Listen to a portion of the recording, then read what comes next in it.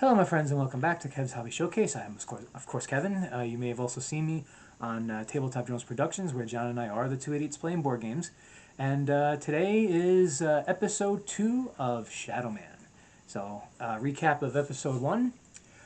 Basically, you had Danny Brooker, the brother of the Charlie Brooker, the Shadowman, was holding a little meeting with people that that he said thinks he can trust, and was basically talking about all the metahumans or the specials, about how they were being basically persecuted and had disappeared, and also talking about the new government, which is formed by an organization called the Puritists, who are basically nothing more than oppressors.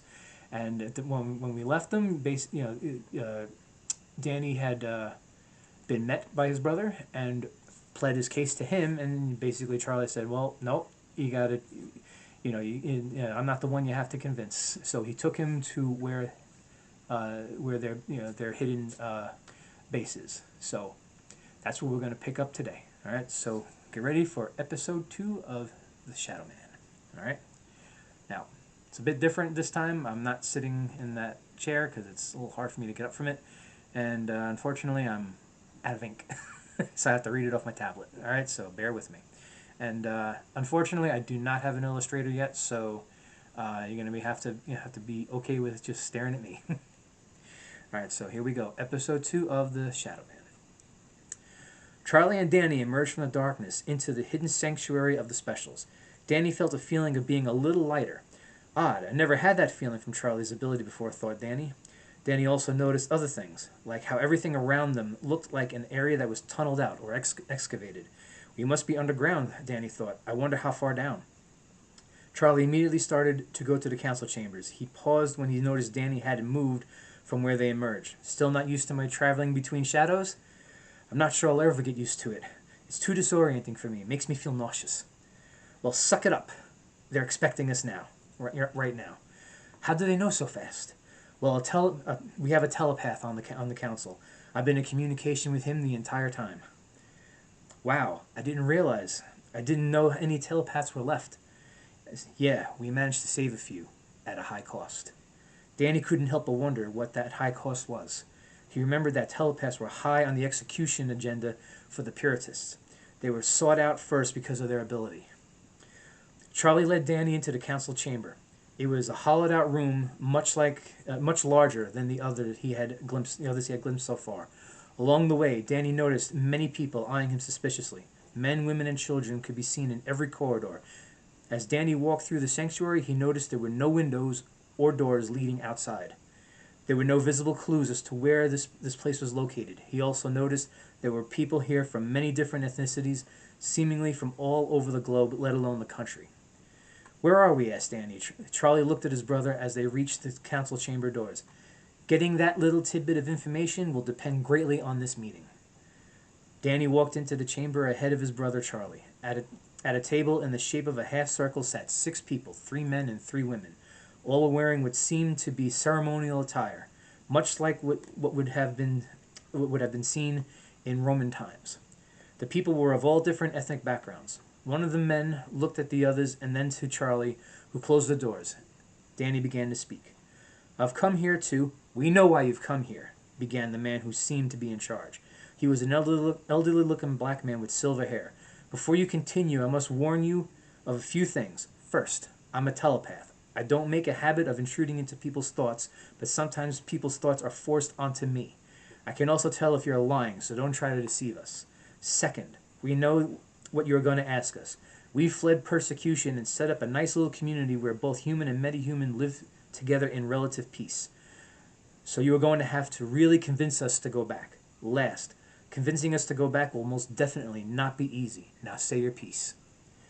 Denny looked at the council members like a child about to ask for a snack right before dinner. He was very visibly nervous, but he pled his case. The Puritist army has conquered America. Most of America's non-metahuman population realizes they made a mistake in allowing the Puritists to play on their fears. Some have tried to hide the few specials that are left, but it always ends with the Puritists coming down on them and they disappear without a trace, both human and metahuman. The Puritist leader has become the worst type of tyrant. They are committing genocide and are oppressing those they aren't already exterminating. Now they want to take it worldwide. They are planning to attack America's border neighbors first, and then expand from there. I don't know where we are now, but I assure you this place will eventually be found. I implore you to come back, and we will fight the Puritists together and take back our country." The telepath looked at his colleagues in silence for a few moments as they conferred with each other. "So what do you all think? He's desperate. The humans realize their folly and are desperate. That much is evident, but is it worth it? Do we even want to indulge in this? He doesn't realize there's no way the Puritists can reach us here. They don't have the technology. Yeah, they don't until they do. Remember, their resources are still growing. They may not be able to reach us now, but do we take the chance that our descendants have to fight a war against them later? No, we deal with this now. Start assembling a team." They began nodding their heads as in agreement. The telepath began to speak to Danny. "We will send a small team of 5. That includes your brother. This team will first observe the situation in America. If they feel that resistance is possible, we will defer to their judgment and as to any acts of force. As to them finding us, well, it would take a lot of effort on their part." Danny was very confused by that last statement. What does that mean? The telepath spoke The telepath spoke an order into the microphone. "Open the observation window in the council chambers. Danny Brooker, look up." Danny looked up and saw the ceiling retract to reveal a window dome. Through the window, Danny saw a sight that filled him with amazement. He saw the Earth. "There may be nowhere on Earth we can hide, but as you can see, we are not on Earth. Welcome to the moon, or as we like to call it, Luna." That ends episode 2 of The Shadowman. So, give you a little bit here, a little bit there. Before you know it, the story will be over, but not yet. All right, so tune in next month. At the first of every month, I'll be doing these videos to do a little storytelling. It's a hobby of mine, so it fits in with the showcase.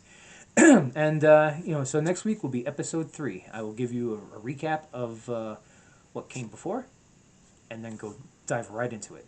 And on the way, I'm hoping one day to find someone who can make some illustrations for me, so I can put them up on the screen.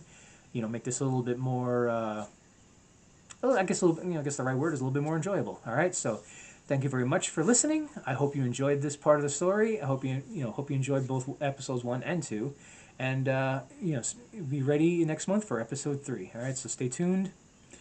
Stay tuned. I'm sorry.